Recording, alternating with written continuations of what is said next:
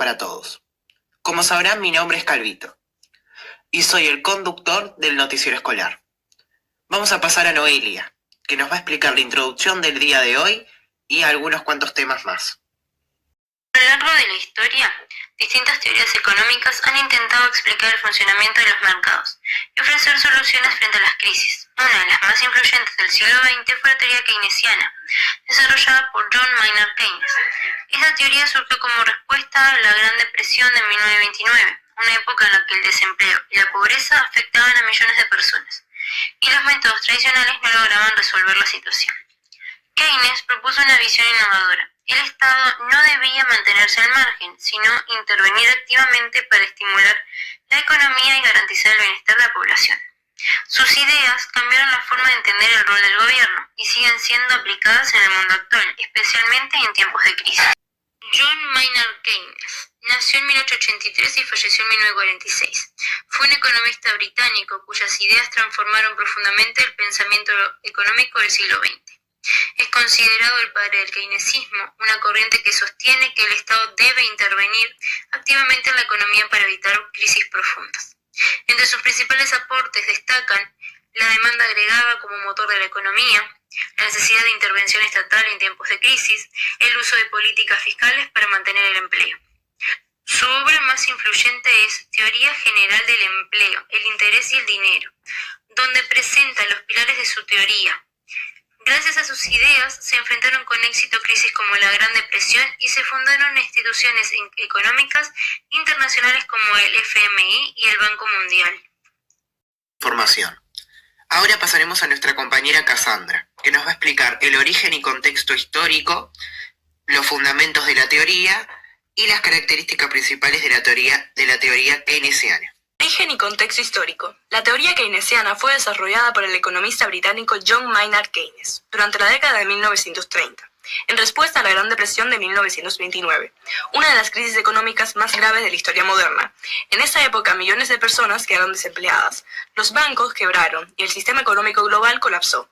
Las teorías económicas dominantes, hasta entonces, como la teoría clásica, no pudieron ofrecer soluciones efectivas. Por eso, Keynes propuso una solución distinta: la intervención del Estado.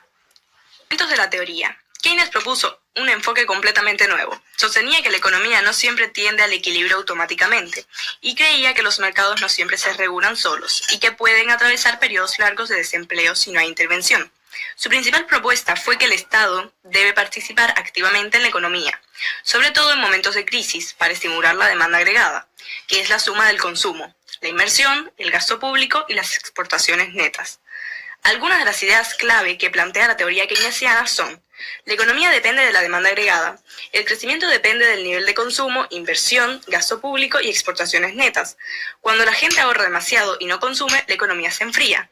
El Estado debe aumentar el gasto público o bajar impuestos para estimular el consumo y el empleo.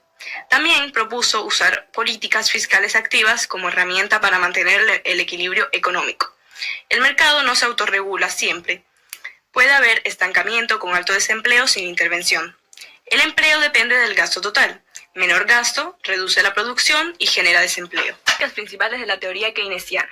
Intervencionismo estatal. El gobierno corrige desequilibrios económicos. Política fiscal activa. Gasto público e impuestos como herramientas económicas. Enfoque en el corto plazo. Prioriza soluciones inmediatas como el desempleo. Críticas al liberalismo clásico. Rechaza la idea de autorregulación total del mercado.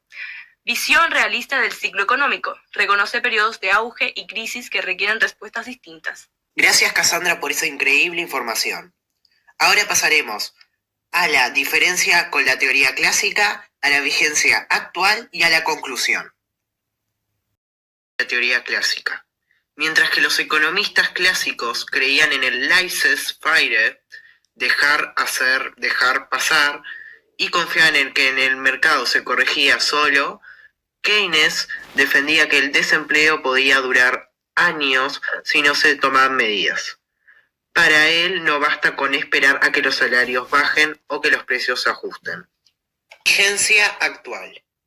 Las ideas keynesianas fueron adoptadas ampliamente por gobiernos de todo el mundo en la posguerra.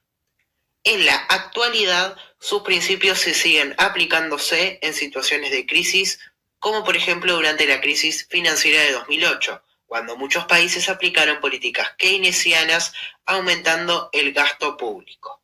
Otro ejemplo es en la pandemia de COVID-19, cuando los estados intervinieron fuertemente con ayudas, bonos y estímulos económicos.